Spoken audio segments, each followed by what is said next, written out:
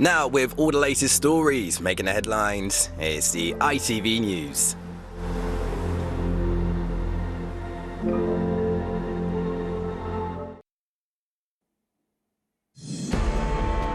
The Home Secretary under fire for joking about using a date rape drug. He says he was being ironic, but campaign groups say it shows the government doesn't see spiking as a serious crime. His role is to oversee policing in this country, and he's in charge of tackling violence against women and girls. So for him to feel comfortable in making those jokes says a lot to me. Also tonight, deal done. Sir Jim Ratcliffe agrees to buy a major share in Manchester United. Israel's Prime Minister says the war in Gaza will continue for as long as it takes, despite the large number of casualties. And the boy giving back to those less fortunate at Christmas.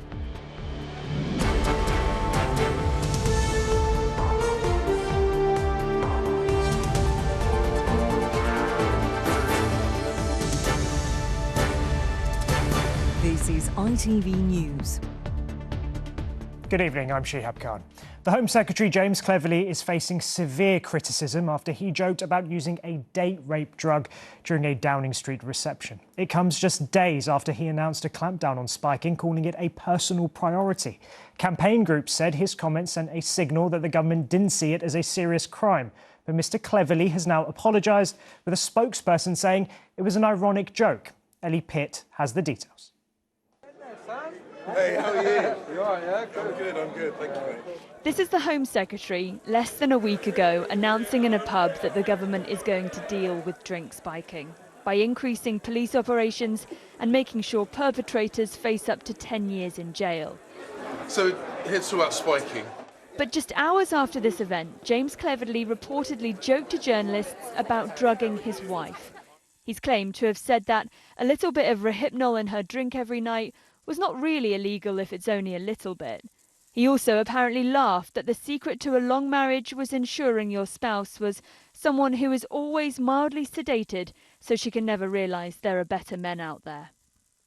Former Love Island contestant Sharon Gafger was spiked on a night out and regained consciousness in hospital. She now campaigns on behalf of spiking survivors. I mean, for anyone to make comments like that is very insensitive, but especially in his position, you know, his role is to oversee policing in this country, and he's in charge of tackling violence against women and girls. So for him to feel comfortable in making those jokes says a lot to me. Earlier, footage was released of Mr Cleverly thanking emergency workers for their duty over the Christmas period. But it's not been the distraction from his words the Home Office might have hoped for. A spokesperson for the Home Secretary says that James Cleverly apologises for his comments at the Downing Street reception, which were clearly an ironic joke and part of what was understood to be a private conversation, adding it's about judging actions as well as words. But for the man who said drink spiking is a perverse crime, it also seems to be a laughing matter. Ellie Pitt, ITV News. In the last hour, it's been confirmed that Britain's richest man has agreed a deal to buy a major stake in Manchester United. Sir Jim Ratcliffe will now own a 25% share and inject around £250 million into the club. Chris Scudder joins me now. Chris, this has been a long time coming. How significant of a move is this? Well, basically, he's going to take control of the club's football operations. The Glazer family, the Americans, the controversial owners, have been in charge since 2005. United have struggled badly. This is their worst start of the season since 1930, out of the Champions League. They're languishing down the table. So a new man coming in and taking charge of one of the world's most famous clubs is very welcome by the fans. £1.25 billion, we understand, the fee he's paying. Of that, about a quarter of 236 million to be invested in football operations. But it is the control. That's what the fans will like about this. The Glazers have been controversial. They've been criticised for years. They've put out a statement today saying we are delighted to have agreed this deal with Sir Jim Ratcliffe and Ineos as part of the strategic review we announced in November 22. So last year they agreed that they would welcome some investment, and this is now the manifestation manifestation of that. We're committed to help enhance Manchester United, they say, with a focus on delivering success in our women's, men's and academy team. And that word success is the key thing that United fans will be loving tonight. Yeah, and we'll see if it has any impact on the pitch. Chris, thank you very much. Israel's Prime Minister has insisted the war in Gaza will continue for as long as it takes, despite the very heavy price. He was speaking after the confirmation that 14 Israeli soldiers had died. In Gaza, the bombardment continues. Officials there say more than 200 people have been killed in the last 24 hours alone. Sagita Lau has the latest. Nowhere in Gaza is safe, and no one can be protected from the Israeli strikes. Over the last 24 hours, Gaza officials say 200 people have been killed after locals say Israeli fighter jets struck the city of Rafah, destroying buildings and devastating families who now mourn their loved ones, casualties caught in the crossfire.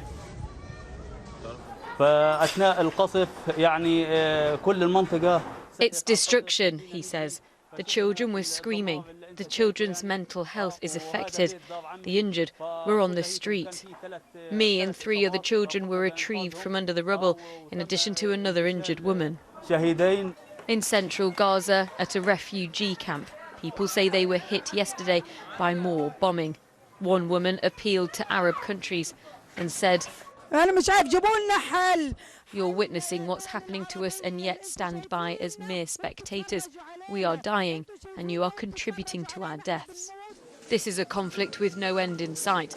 Speaking to his cabinet today, Israel's Prime Minister says the war will continue until he has victory, sharing a defiant message after 14 Israeli soldiers died. He said Israel would continue its war until achieving all its goals. Hours earlier, during a phone call with key ally Joe Biden, the president emphasised the need to protect civilian lives, but told reporters he did not call for a ceasefire. In Bethlehem, the city square's been used to show solidarity with Palestinians in Gaza, usually visited at Christmas by tourists from across the world. This year, though, there is no cause for celebration, but calls for peace and mercy. Sangeeta Lal, ITV News. Police in Northumberland are appealing for witnesses after 2 teenagers died in a 3-car pile-up. The crash happened in Cramlington on Friday night. 18-year-old Connor Lapworth died at the scene and 15-year-old Corey Maven died in hospital yesterday. And a second man has been arrested on suspicion of theft and criminal damage after a Banksy artwork was removed from South London on Friday. The stop sign featuring military drones was taken down less than an hour after it was confirmed by the elusive artist. People heading home for Christmas have faced a disruptive journey, with 2 of Britain's busiest train stations closed for engineering works. The weather too was expected to cause issues, but the strong winds across Scotland and the north of England appear not to have caused any major problems. Mahathir Pasha is at London's King's Cross station, which is closed today. Mahathir, millions of people were expected to travel today ahead of Christmas festivities. What impact is the disruption having? Well, Shehab, at this time of year, as people rush home in time for Christmas meals with their friends and family, you might expect one of the country's busiest stations to look slightly busier. Well, that hasn't been the case here at King's Cross. Things have been largely quiet here, as they have been outside Paddington Station also, and that's because they've both been shut due to planned engineering works. There have also been no mainline trains running to Heathrow Airport today. Earlier on, we caught up with some travellers outside London's Paddington Station who unfortunately didn't quite get the memo. Did you know Paddington Station is closed today? Oh, no. No? Is it closed? Do you know the station's closed? No. Oh, the station's been announced closed. What happened? We're just doing regular maintenance. Oh, okay. So I guess we'll have to try to find alternative arrangements. Further afield, the weather was expected to cause some problems today, with gusts as high as 70 miles per hour hitting much of Scotland and parts of northern and central England. There were also risks of power cuts and flying debris. That was the warning issued by the country's weather forecaster. That's the Met Office. The AA has also been warning of lengthy jams. Bad news for the millions of people set to use the roads. Certainly not the festive news we might have hoped for this Christmas Eve, but thankfully things are looking slightly better tomorrow on Christmas Day, where temperatures could be as high as 14 degrees in some places. Mahathir, thank you very much. The Premier League staged its first match on Christmas Eve for 28 years this afternoon. The date of the fixture was criticised by travelling fans, and for Chelsea supporters who've had a miserable 2023, there was very little festive cheer. They lost 2-1 away at Wolves. In the Scottish Premiership, Rangers closed to within 2 points of leaders Celtic.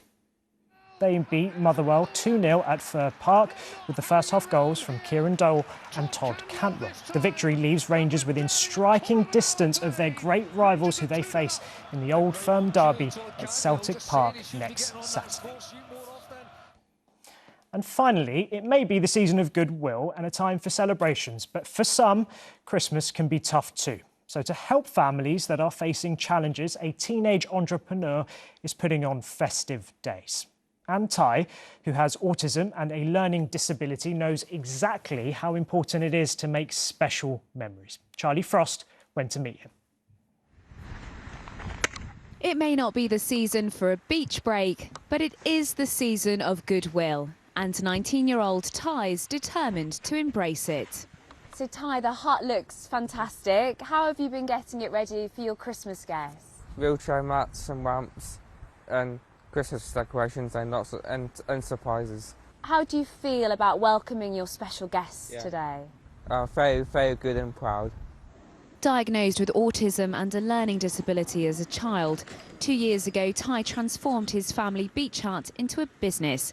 But alongside paying customers, he puts on special days for those most in need. Hi. Among today's guests are the Linsky family. Have a nice time. Oh, lovely, thank you. Yeah. Very grateful. Mum of 6, Hayley, has terminal cancer. It's not about the materialistic things, it's about, you know, them looking back saying, oh, do you remember we went to the beach and it was so cold? I want them to have those memories for the rest of their life. Sorry. And making memorable days more accessible is so important to Ty.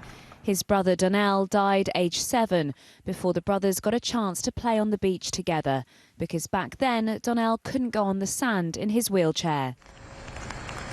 Now Ty's blue mats mean that's not a problem for the Munson family and their children Mary and Oscar, who have a neurological condition, Rett syndrome. There's like so few places we can come to that we kind of feel that we can sort of relax and actually sort of be a family, not having to sort of worry like, oh, we're going to be able to get through Oscar through the door. So yeah, it's definitely a massive lifeline for us as a family. Merry Christmas to you! And despite the December downpour, nothing could dampen Ty's Christmas surprises.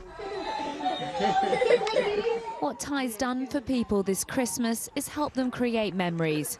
And for these families, that's the best present of all. Charlie Frost, ITV News. And that is it for now. I'm back at 11:15. Until then, bye-bye.